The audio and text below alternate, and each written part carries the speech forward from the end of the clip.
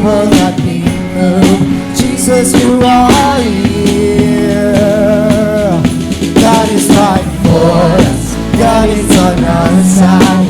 He has overcome. He has overcome. We will not be shaken.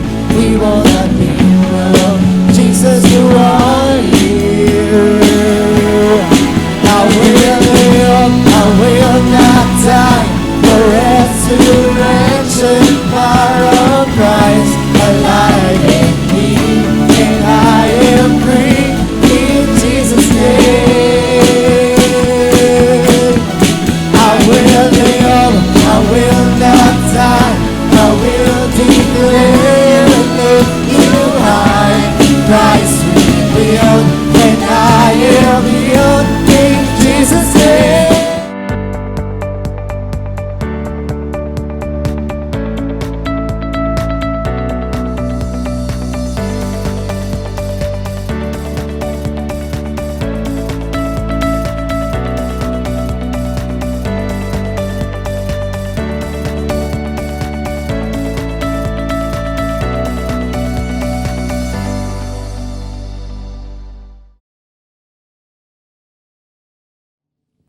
Tayo manalangin.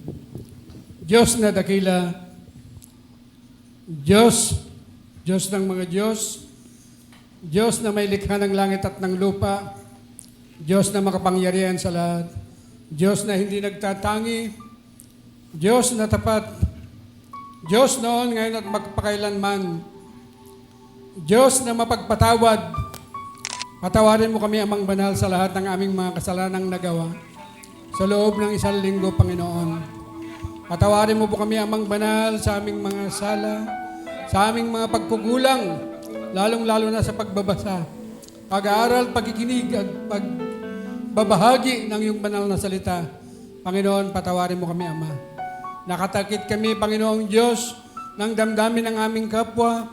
Patawarin mo po kami, Amang Banal. Naway linisin mo po ang aming puso't isipan ng banal na dugo ng iyong bugtong na anak na si Kristo na nabubo sa krus ng Kalbaryo. Panginoon, maraming salamat sa kapatawaran na patuloy mong pinagkaloob sa amin. Maraming salamat sa panibagong umaga, panibagong pag-asa, panibagong pagkakataon, Panginoong Diyos, upang kami makapaglingkod sa inyo, Panginoon, bilang manggagawa sa inyong ubasan. Maraming salamat, Panginoong Diyos. Kagalingan, Panginoong Diyos. Kakayanan, Panginoon. Maraming salamat, Panginoon, sa inyong patnubay, sa inyong pagkalinga sa bawat sa amin. Maraming salamat, Amang Banal. Tunay po, Diyos, na ikaw lang may karapatang tumanggap ng aming pasasalamat at pagpupuri. Amang Banal, ngayong umaga, patuloy kaming humihingi, Panginoong Diyos, ng kakayanan, Panginoon, na makaunawa, Panginoon. Maintindihan, Panginoong Diyos, ang mensahe mo na ihatid sa amin ng aming mahal na pastor na pinagkatiwalaan ninyo sa umagang ito, Panginoon. Panginoon, naway bigyan mo kami, Panginoong Diyos, ng kakayanan. Panginoon, itanim mo po sa aming isipan, sa aming puso ang mga salita mo na aming maririnig sa umagang ito. Panginoon, ingatan niyo rin po ang aming mahal na pastor sa kanyang pagtungo rito sa buko ng kanyang mga mahal sa buhay. Panginoon, maraming salamat, Panginoon, sa patuloy niyong pagkilos sa buhay ng bawat sa amin. At sa pangalan ni Jesus, ang bugtong na anak ng Diyos, sinasaway namin ang gawa ng kaaway. Wala kang bahagi sa aming gawain. Ang Panginoong Kristo lang may karapatang maghari sa apat na sulok ng bahay panambahan na ito. At malaya kami, Panginoong Diyos, na ipahayag ang iyong kadakilaan, ang iyong katapatan, ang iyong dakilang pag-ibig na patuloy mong pinadasama sa amin. Kaya, Amang Banal, dalangin namin, Panginoon, magmula sa simula at hanggang sa matapos ang gawain na ito, Panginoong Diyos, kayo po ang patuloy na magsama sa bawat sa amin. Sa lahat ng may magampanin, Panginoon Diyos, tulungan mo kami, Ama, na magampanan namin ng ayon sa iyong kalooban ang gampanin na ito, Amang Banal. At sa inyo namin ipinagkakatiwala ang lahat ng ito. Sa matamis na pangalan ng iyong bugtong na anak na si Kristo, ang lahat po ay magsabi ng Amen and Amen. Praise God.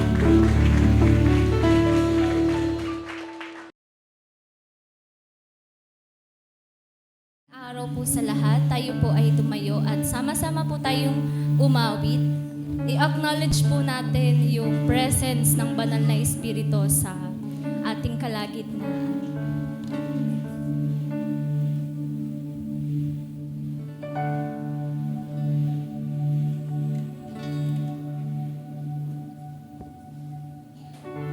Come, let us worship and bow down. Let us kneel before the Lord our God, our Maker. Come, let us worship and bow down. Let us kneel before the Lord our God, our Maker. For He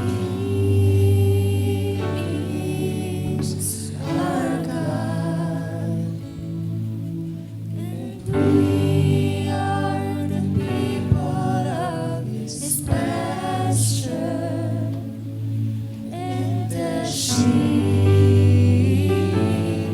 of His hands, just the sheep of His hand. Let us sing. Come, let us worship and bow down. Come, let us worship and bow down. Let us kneel before the Lord our God, our Maker. Come, let us worship and bow down. Let us kneel before the Lord our God, our Maker. For He is our God, and we are the people of His pasture, and the sheep of His hand, just the sheep of His hand. Come, let us worship and bow down.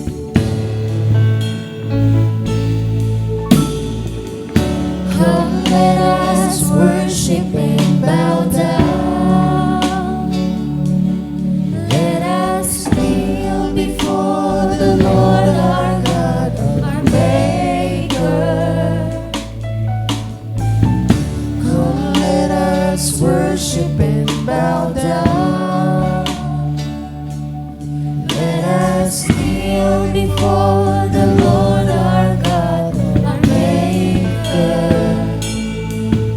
For He is our God, and we are the people of His pasture, and the sheep of His hand, just the sheep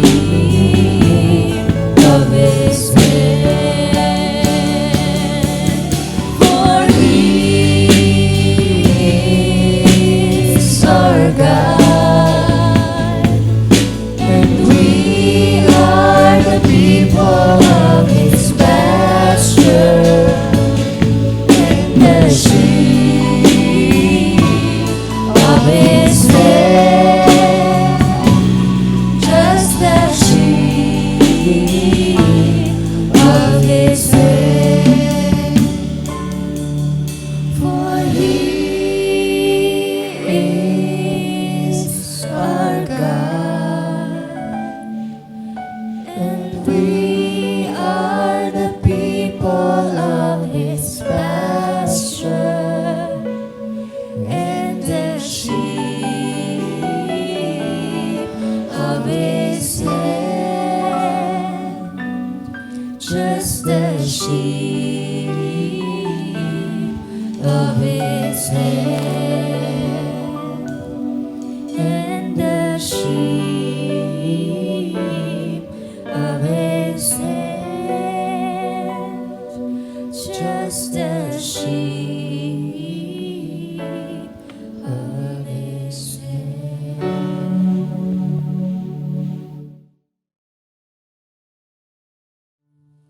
Purihin ka, dakilang Ama.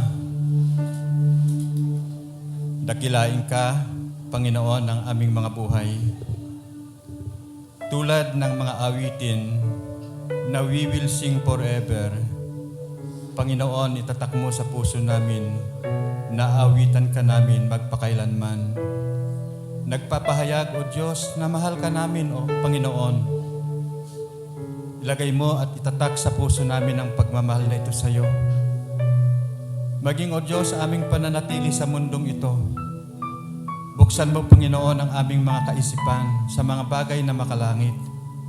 Sapagkat doon sa langit na yan, Panginoon, naroroon ka.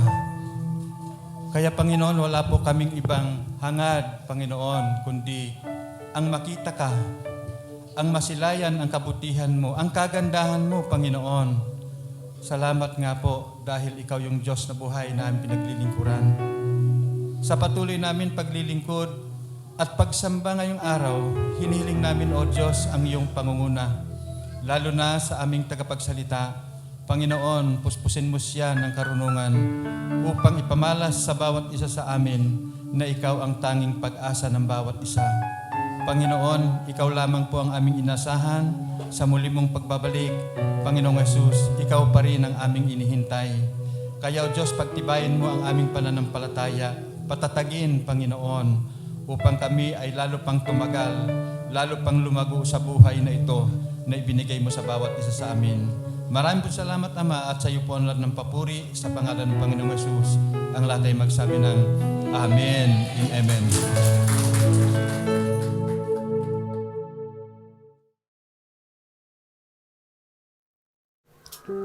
Mga taga-Roma chapter 8 verse 23 to 25.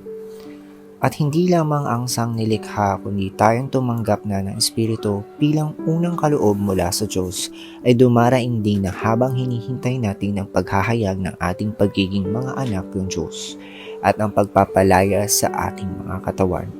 Naligtas tayo dahil sa pag-asang ito, ngunit hindi iyon matatawag na pag-asa kung nakikita natin ang ating inaasahan, sapagkat sinong tao ang aasa pa kung ito'y nilikhanan niya? Ngunit kung umaasa tayo sa hindi natin nakikita, hinihintay natin iyon ng buong tiyaga.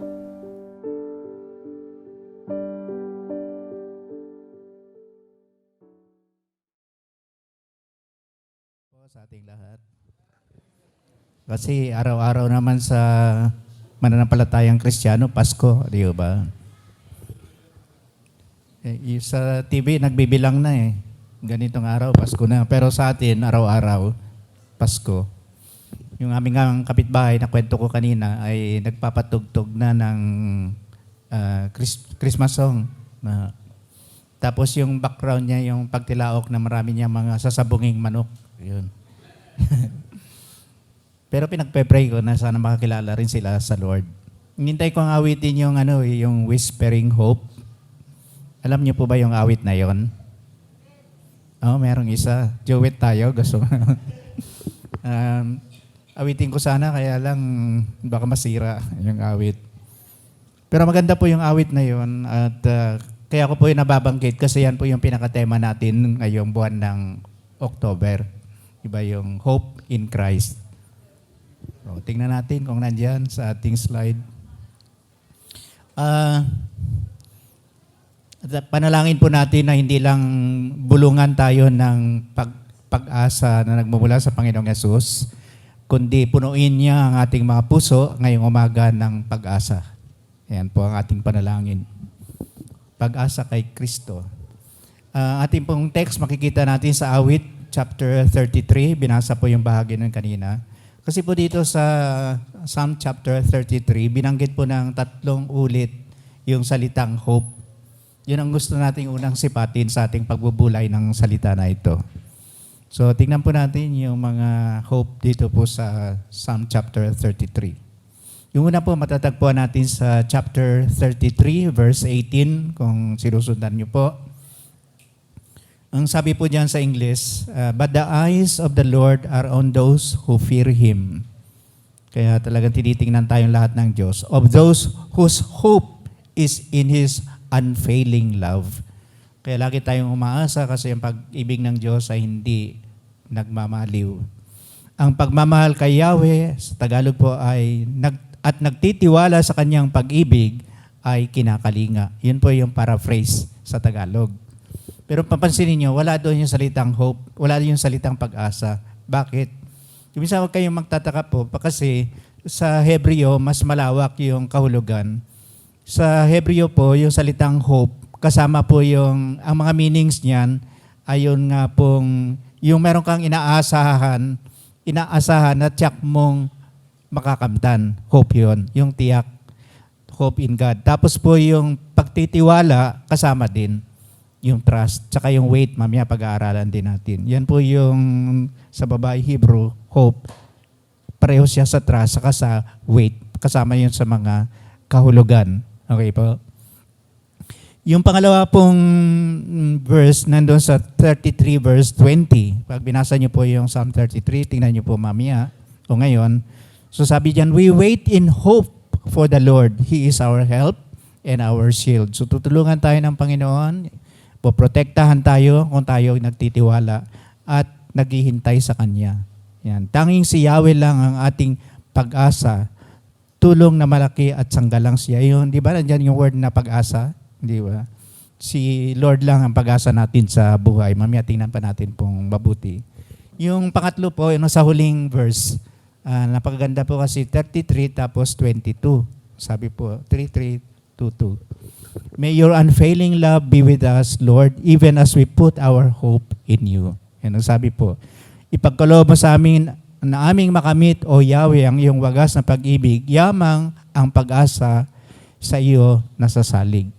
So nawa po itong mga binasa nating awit ay awit din ng ating mga puso ngayong umaga. So tingnan po natin ano po ang nagiging bunga sa buhay ng may pag-asa sa Diyos.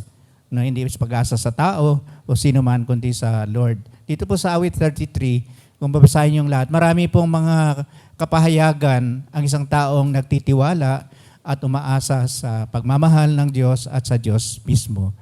So una pong bunga, makikita natin dito sa verses 1-4, sabi po dyan, ang pag-asa sa Diyos ay nagbubunga ng patuloy na pagsamba, pagpupuri, pag-awit, at pasasalamat na rin sa Diyos. Kaya kahit natapos na po yung ating 32nd anniversary, abangan po natin yung kasunod. Pero po, tuloy-tuloy pa rin. Hindi natatapos yung ating nga pong pagpupuri at pagsamba sa Diyos. Basahin ko po, binasa na kanina, pero basahin ko po uli yung verses 1-4. Lahat ng matuwid dapat na magsaya dahil sa ginawa ng Diyos sa kanila. Ayan. Kaya yung may pag-asa po sa Diyos, nagbubunga po yan ng kagalakan pagkatapos po yung nagiging masunurin tayo ayon po dito. Verse 2, ang Diyos na si Yahweh ay pasalamatan, tugtugin ang alpat awit. Alpat awit ay saliwan. Isang bagong awit, awiting malakas, kasaliwan ng tugtog ng alpang marilag. Meron po silang mga instruments dito na hindi na natin ginagamit. Ano po? Pero lahat po ng mga instruments na ginagamit natin na tinutugtog ng ating mga instrumentalists ay nagpapahayag po ng patuloy na pagsamba natin sa Diyos at pagkilala na meron tayong Diyos na inaasahan. Yun po ang sabi. At sabi po sa verse 4, si Yahweh ay tapat sa kanyang salita at maaasahan ang kanyang ginawa.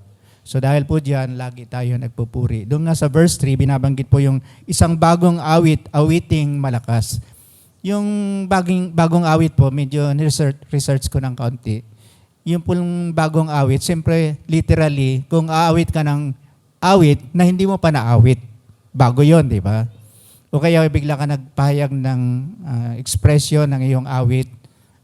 Kanina napakinggan ko sa praise and worship, merong nagpahayag noon na sa kanyang puso. So sinasabi po ng iba na ito yung bagong awit. Meron po naman nagsasabi na yung bagong awit, kahit na luma, hindi new composition ang ginawit mo, kagaya ng mga tatay natin na inawit nila nung linggo, di ba? Hindi naman bago yun. Yung ang tanging alay ko ay talagang matagal ng awit. Pero nagiging bago siya kung inaawit natin na may bagong pag-asa at bagong kapahayagan sa Diyos, bagong awit yon, sabi sa napag-aralan ko rin. Kasi kahit bago yung inaawit natin, pero kung hindi naman galing sa puso, di hindi rin siya bago, di ba? Pero habang nabubuhay tayo, nagpapatuloy tayo sa pag-awit at yung awit natin ay nanggagaling sa isang pusong nagtitiwala at may pag-asa sa Diyos, sabi, laging bago yan. Kaya hindi tayo nagsasawa, di po ba? Kahit yung inawit natin linggo, sabi natin, to God be the glory, luma na yun eh. Oh. Pero sa atin bago naman uli kasi binigyan tayo ng bagong kakayahan at kapahayagan ng pag-awit na yon. Kaya huwag po tayo magsasawa, no? Nasa patuloy nating pagpupuri at pagsamba sa Diyos. Pangalawa po ay ang pag-asa sa Diyos ay nagbubunga ng patuloy at matyagang paghihintay. Kasi nga po, yung hope kasama yung waiting, yung paghihintay. At kuminsan sa tao po, mahirap yung maghintay, di po ba? Kahit nga, na sabi ko kanina, kahit nga sa pagdadrive, na-stress ako kasi maraming mga drivers, ayaw talaga maghintay. Zoom, zoom, zoom, saan, di ba? Ang bibilis. Dahil gusto nilang magmamadali. Siguro mayroon naman talaga silang hinahabol, hindi ko naman siguro sila masisi. So kuminsan marami po tayong hinihintay. Kagaya po si Abraham dito po sa Romans chapter 4 verse 18. Naghintay po siya ng anak eh. Pinangakuan siya ng Diyos pero after 24 years o 25 years, sabi po diyan, wala pa rin yung kanyang hinihintay. Nainip na nga po si Abraham. At ang sabi po sa Bible, ang tawag po diyan, yung hope against hope. Ayan, nakasulat po diyan. Ibig sabihin, yung hinihintay mo pero sa iyo parang inisip mo hindi talaga mangyayari yun. So yung iyong hope ay laban sa iyong hinihintay. Gaya si Abraham. Ay si Sarah, baog. Pagkatapos siya may edad na, hindi na talaga sila magkakaanak. Kaya gumawa na siya ng ibang paraan. Kasi sabi niya, it's against hope.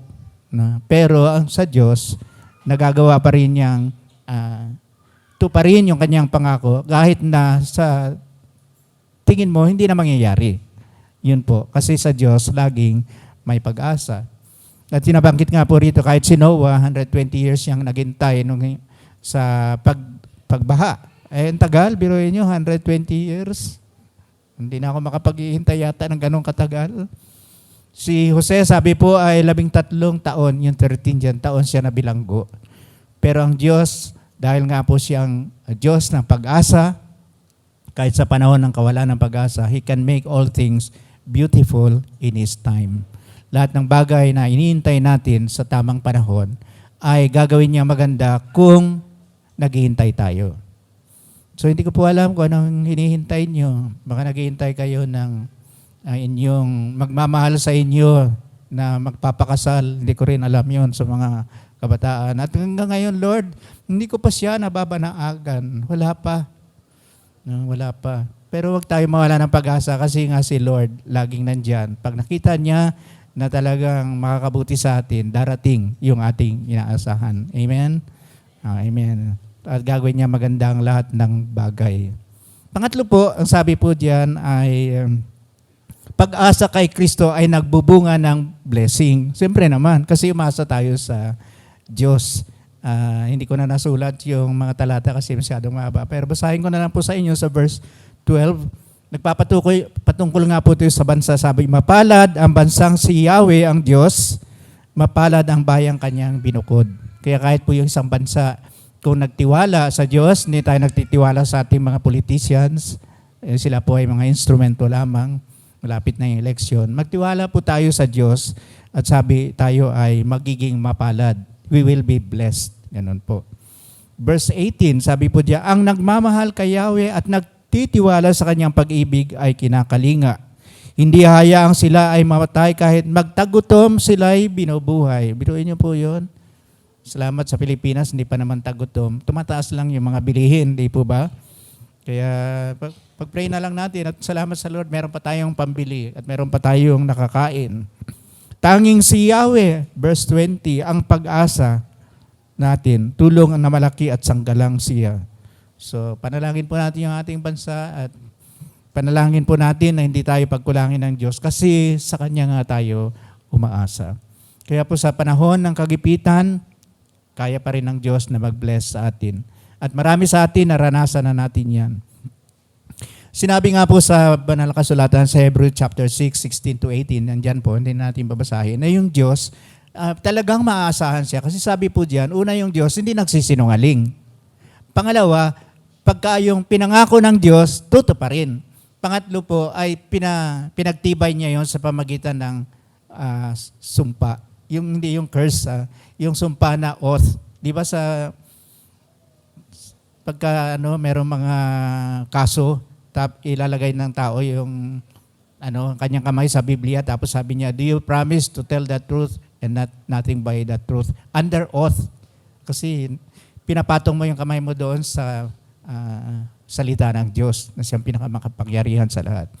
Pero si Lord, wala namang mas mataas sa kanya, kaya nung nangako siya at nag-promise ng oath, ay prinamis niya sa kanyang sarili. At alam po natin na yung Diyos na hindi nagsisinungaling at ang Diyos na nangako, na nagtumutupad ng kanyang pangako kahit na pinakamahirap na ipinangako niya, di ba yung pinadala niya yung kanyang anak at namatay sa krus, natupad po kasi yun ay pinangako niya ng merong kasamang oath o sumpa, pagsumpa niya. Mababasa po natin yan sa Hebrews chapter 6, 16 to 18. Hindi nagbabago at hindi man lang nagsisinungaling ang Diyos tungkol sa dalawang bagay na ito, ang kanyang pangako at ang kanyang sumpa. Kaya tayo ay nakatagpo ng kanyang kalinga at panatag ang loob na umaasa sa mga pangako ng Diyos. Kasi dalawa po yung ating inaasahan, yung mga pangako na kanyang tutuparin at yung plano niya sa buhay natin na kanya pa rin tutuparin. Hindi po ba? Ang sabi doon sa Jeremiah chapter, naimuntan ko na naman, 11 verse 19 po ba yun? Tama ba? Yung my plan for you is not for evil but for good. Nung tanongin niya lang kay Lynn, alam niya yun. Binulungan niya ako nung nakaraan, nalimutan ko na naman. Pero yun po, plano ng Diyos kailanman ay hindi masama. At pinangako na niya yun, sinulat pa niya sa kanyang banal na kasulatan, hindi na siya ma-erase. Ang kailangan lang po talagang tanggapin natin ng buong puso. At meron tayong blessing na matatanggap. Yan po. At pangapat po, ang sabi po diyan, ang pag-asa sa Diyos ay nagbubunga ng tagumpay. Kaya kanina po talagang, ramdam ko yung kanta natin na, God is fighting for us. Kasi kung ang Diyos ang kasama natin, tiyak na may tagumpay. Sa Diyos lang tayo nagtitiwala. Ayon po rito sa awit, chapter 33, verses 14 to 17. Sabi po sa 14, ang Diyos ay nagmamasid at siya ang namamahala sa lahat ng tao sa balat ng lupa. Hindi tayo nakakalimutan ng Lord. Siya pa rin ang may control sa lahat. Verse 15, ang isip nila ay sa Kanya nagmula at walang naliligid sa Kanyang gawa. Yung Diyos, yun natin. Di po ba? Hindi dahil sa hukbo, hari nagtatagumpay. Hindi sa lakas nagwawagi ang kawal. Kabayong pandigmay, di na kailangan upang sa digma ay kamtin ang tagumpay. Di makapagliligtas lakas nilang taglay. Ang nagmamahal kay Yahweh at nagtitiwala sa kanyang pag-ibig ang kinakalinga at bibigyan ng tagumpay. Hindi man po ibig sabihin na hindi na tayo magsisikap. Pero marami pong tao nagsisikap sa mga laban sa buhay. Dito po, nag-alaga sila ng maraming mga kabayo, marami silang mga kawal. Pero kung wala ang Diyos, talo pa rin. Di po ba? Pero sa isang mananampalataya, kahit na kuminsan parang kala mo, talo ka na, pagkasama mo ang Diyos, panalo pa rin. Hindi ka matatalo pagkasama natin ang Diyos. Di ba, ang pinakamahirap natin kalaban yung, alam na natin, pag nagkasakit, tapos papunta sa kamatayan. Kuminsan namadalaw po ako, nakita ko yung nakaratay sa ospital, tapos sa tingin ko, sa isip-isip ko, wala na talaga siyang pag-asa. Ganon. Pero sinasabi sa akin ni Lord, huwag mo sabihin na wala kang pag-asa. Sabihin mo, umasa ka kay Lord. Yan. Yan palang sasabihin natin pag nakita mo na, wala nang pag-asa eh. Konting hinga na lang. Ganon. Huwag mo sasabihin yun. Sabihin mo, maganda ka na. Huwag ganon. Sabihin mo sa Kanya, lagi kang umasa sa Diyos. Sa Diyos may pag-asa kahit na hindi wala na yung buhay natin sa Lord. We will never die. Di ba yung nawit natin? I will not die. Kasi pagtapos ng buhay sa lupa, meron man sa langit. May pag-asa talaga.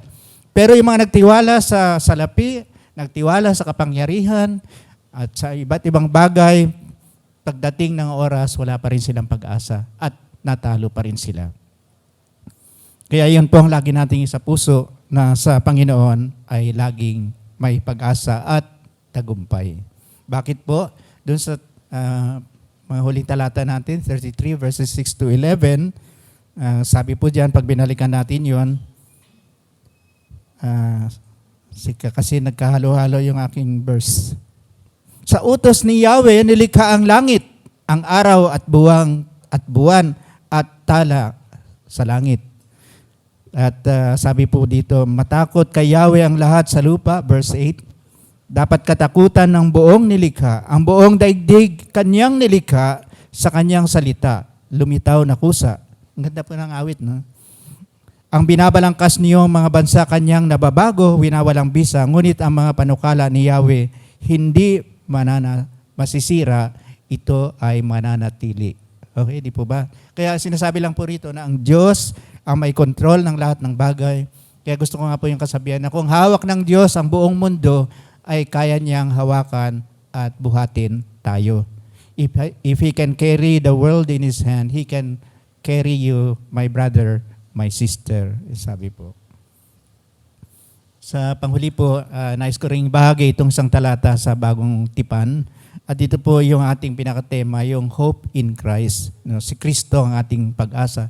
Isa pong magandang talata, nagsabi niya, marami yan sa Bible, kaya po yung mga susunod na magmemensahe ay makikita na marami mga verses tungkol sa pag-asa. Isa po ito sa Colossians chapter 1:27, hope in Christ. Niloob ng Diyos na ihayag sa lahat ng mga hintil, tayo yon. Kasi po yung hindi Hudyo, sa Bible ang tawag, mga Gentiles, non-Jewish people. Tayo po yon. Ako, ikaw. Niloob ng Diyos na ihayag sa lahat ng mga hintil, inihayag niya sa ating lahat, ang dakila at kamanghamanghang hiwagang ito. Yung hiwaga po, hindi yung parang mysterious, kundi yung dating hindi nalaman, ngunit ipinahayag na nga. It was revealed na walang iba, ano po yun, kundi si Kristo na nasa inyo. Siya ang ating pag-asa na tayo'y makikibahagi sa kanyang sa kalawalatian ng Diyos. Sa English po sabi, this is the mystery. Tapos sabi niya, Lord, ano yung mystery? Ano yung pinahayag mo? Sabi niya, Christ in you, the hope of glory. Kaya po para talaga pagtibayin ng Diyos yung pag-asa na kanyang sinabi sa atin at matatagpuan natin sa bawat pahina ng Biblia, ay pinagtibay niya ito nung pinadala niya ang kanyang anak. At sabi niya, titira siya sa iyo. Manirahan siya sa atin, natanggap natin ang kaligtasan at dahil doon, pinunuan niya tayo ng pag-asa. Kaya po, ang sino mang nasa Panginoong Yesus, kailanman hindi siya pagkukulangin ng pag-asa sa mundo. Hindi mo pwede sabihin, wala na akong talagang pag-asa. Wala pong ganun. Kasi po, in Christ, we have always our hope. No? At nakatira nga siya sa atin. Yung atin pong awitin mamaya na, request ko rin nga yung sabi po doon, Christ my living hope. Meron po siyang magaganda. Lahat po maganda, mamaya abangan natin, awitin natin ng buong puso. Pero po, bahagi noon, sabi po ng awit, who could imagine so great a mercy? What heart could fathom such boundless grace? So, hindi niya maunawaan, sabi niya yung kadakilaan ng awa ng Diyos at kanyang biyaya. Bakit? Sabi niya, the God of ages stepped from glory to wear my sin and bear my shame, para tanggapin niya ang aking mga kahihiyan, ang aking kasalanan. The cross has spoken, I am forgiven. The King of Kings calls me His own. Beautiful Savior, I'm yours forever. Jesus Christ, my living hope. Hindi po ba napakaganda ng sinasabi? Sabi pa, you have broken every chain. Death has lost its grip on me. There's salvation in your name, Jesus Christ, my living hope. So nawa po ito ang ating kapahayagan ngayong umaga. So at pinatunayan nga yan ng Panginoong Yesus nung pinadala niya yung kanyang anak at namatay sa krus at sinabi ng Panginoong Yesus, gawin niyo ang kain sa tinapay at pag-inom sa saraw bilang pag-alala sa Kanya, sa Panginoong Yesus na siyang dakila nating pag-asa. So habang pong awitin natin, itong awit na ito, i-request po natin yung ating mga tatay ipapasa, tapos yung ating bahagi. Hawakan lang po natin, manalangin tayo, umawit tayo, tapos po mamaya, sabay-sabay po tayo makikibahagi. Sige, patuloy po nating damahin ang presensya ng Panginoon at ang kanyang mga sinasabi, tinuturo sa atin ngayong umaga.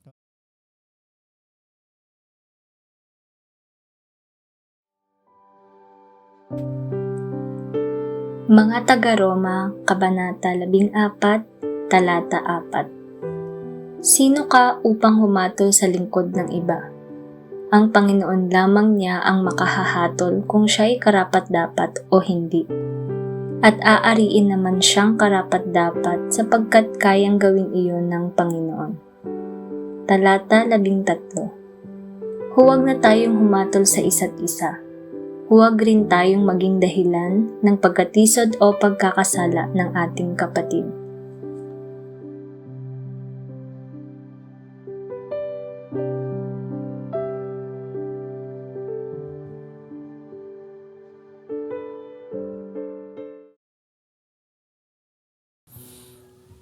Dakilang Diyos, salamat nga po, pinagtibay niyo sa aming mga puso na kayo lamang ang tunay naming pag-asa sa aming mga buhay.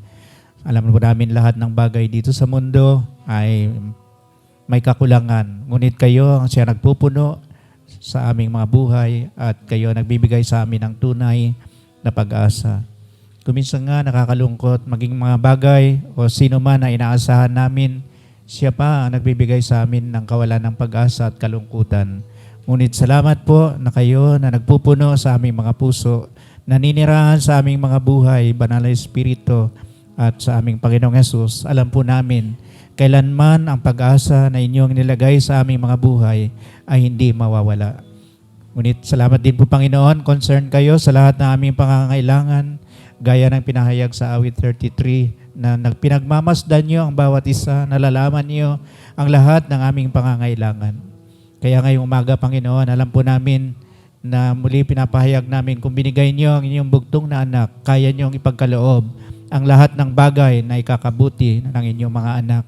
Kaya Panginoong Diyos, sa inyo namin inaabot ang aming mga kamay, ang inyong pagpapala at pagtatagumpay sa aming mga buhay at sa inyong patuloy na pangunguna sa amin. Puspusin nawa kayo ng Diyos na siyang bukal ng pag-asa at naway pagkalooban niya kayo ng kagalakan at kapayapaan sa pamamagitan ng inyong pananampalataya upang mag-umapaw sa ang inyong pag-asa sa pamamagitan ng kapangyarihan ng Banal na Espiritu. Pagpalain tayong lahat ng Diyos, sumayo tayo na maging daan din tayo ng pag-asa sa maraming pa mga tao na naghahanap ng ito at patuloy nating ipahayag na sa Diyos lamang ang ating tunay na pag-asa. Jesus Christ is the hope of the world. Pagpalain tayo sa pangalan ng ating Panginoong Jesus. Amen.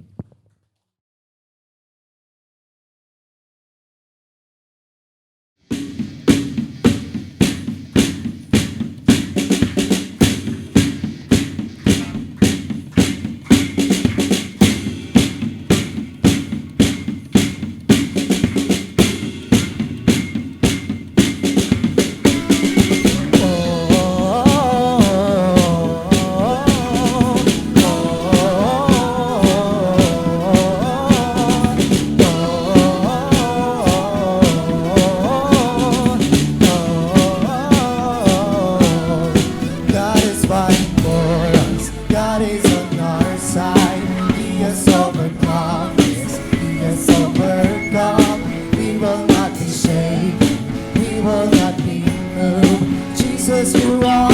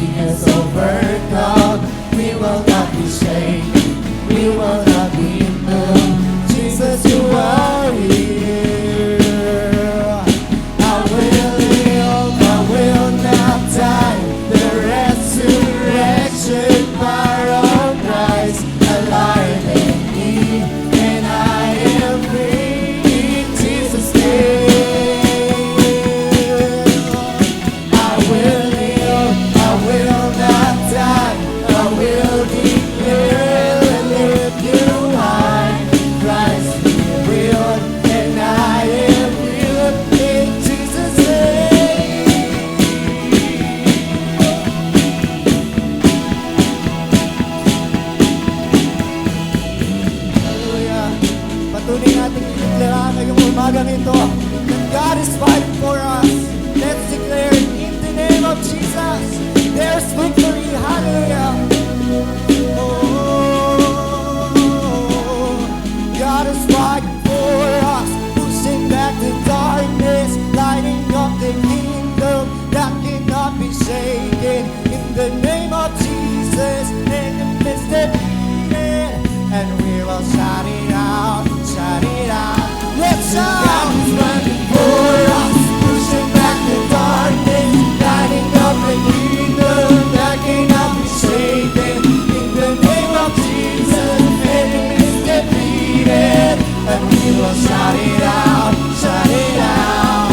God is fighting for us, pushing back the darkness, lighting up the kingdom that cannot be shaken. In the name of Jesus, enemy is defeated, and we will shout it out, shout it out. I will live, I will not die. The resurrection power of Christ alive in me, and I am free in Jesus' name. I will live, I will not die. I will declare that you high.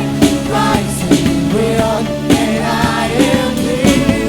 That God is fighting for us, pushing back the line. Let's out of the kingdom that cannot be shaken. In the name of Jesus, enemy is defeated, and we will shout it out, shout it out. God is fighting for us, pushing back the darkness, lighting up the kingdom